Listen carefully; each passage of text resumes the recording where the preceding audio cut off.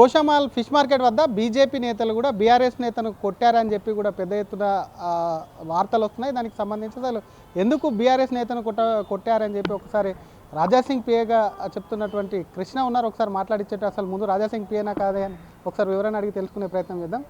ఎందుకు అసలు ఏం జరిగింది ఫిష్ మార్కెట్ వద్ద ఆనందం ఎందుకు కొట్టాల్సి వస్తుంది? పెద్ద ఎత్తున వైరల్ అవుతుంది, ఆయనకు సంబంధించి బ్లడ్ వస్తుంది, అదంతా కొట్టిన ఆయనను మేము ఏం కొట్టలే. అక్కడ ఆల్రెడీ సివరేజ్ వర్క్ నడుస్తుంది, దాన్ని ఇన్స్పెక్షన్ చేయడానికే అక్కడికి మా ఫ్లోర్ లీడర్ అయిన శంకర్ యాదవ్ గారు నేను అక్కడ వెళ్ళాం. అక్కడికి మేము వెళ్ళేటాకల అతను మాకంటే ముందు అక్కడ ఉండి బీజేపీ వాళ్ళు ఇక్కడ ఉన్న ఎమ్మెల్యే కానీ ఇక్కడ ఉన్న కార్పొరేటర్లు కానీ ఏం పనిచేయడం లేదు అని చెప్పి పబ్లిక్ ముంగట మేము చేపించిన డెవలప్మెంట్ని అతడు చేపిస్తుండు అని చెప్పి చూయించుకోవడం తప్పు. అతడు వాస్తవానికి ఏ పొలిటికల్ బీఆర్ఎస్ లీడర్ అని చెప్తుండు, కానీ బీఆర్ఎస్ లీడర్ కాదు అతను.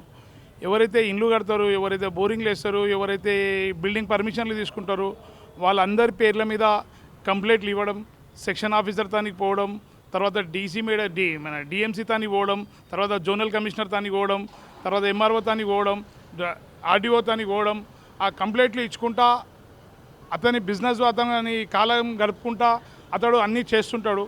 కానీ అతను బీఆర్ఎస్ లీడర్ అంటుండు కానీ ఒక బ్రోకరు. కానీ బీఆర్ఎస్ లీడర్లు చాలా మంచోళ్ళు, అతను బీఆర్ఎస్ లీడర్ అంటుండు కానీ బీఆర్ఎస్ లీడర్ అయ్యుండి కూడా అని అంటాడు.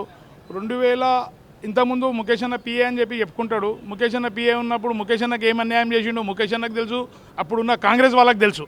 అదేవిధంగా 2018లో ప్రేమ్ సింగ్ రాథోడ్ గారు ఎలక్షన్ కొట్లాడిరు, అతనికి ఏం అన్యాయం చేసిండు తెలుసు. మొన్న నందుబిలాల్ ఎలక్షన్ కొట్లాడిండు, అతనికి ఏం అన్యాయం చేశారు. నందుబిలాల్ ఎలక్షన్ ఏజెంట్గా నియమించుకొని మళ్ళీ అతన్ని తొలగించి అతని కొడుకుని ఏజెంట్గా పెట్టుకుండు. ఇతడు ఎంత మోసకాడ అయితేనే అతను ఏజెంట్గా తీసి పడేసి వేరే వాళ్ళని పెట్టుకోవడం జరుగుతుంది. అదేవిధంగా మొన్న ఎంపీ కొట్లాడిన బీఆర్ఎస్ నాయకుడు అతన్ని కూడా నమ్మకమైన కాదు.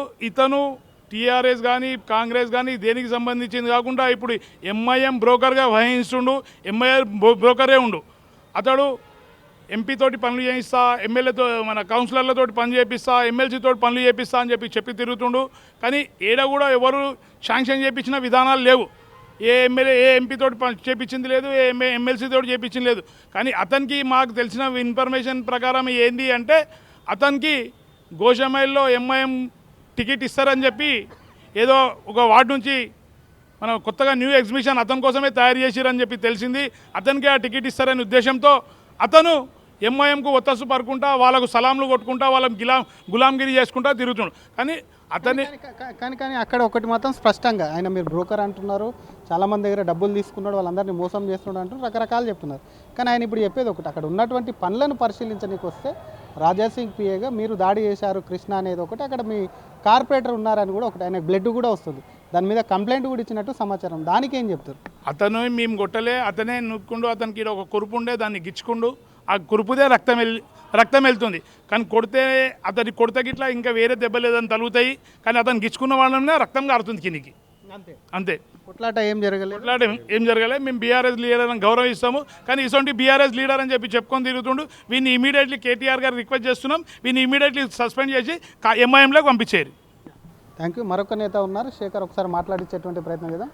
రాజాసింగ్ పేరుతో అనుచరులు కానివ్వండి, కార్పొరేటర్ ఉన్నటువంటి అక్కడ శంకర్ యాదవ్ మీ ఫ్లోర్ లీడర్, ఆయనకు సంబంధించి మీరు అందరూ కూడా కొంత అక్కడంతా భయభ్రాంతులకు గురి చేస్తున్నారని చెప్పి బీఆర్ఎస్ నేతలు ఆరోపిస్తున్నారు. ఏం చెప్తారు? అట్లాంటిది ఏం లేదండి, ప్రజలు కూడా ఎవరు అమాయకులు లేరిపోదు రేపు.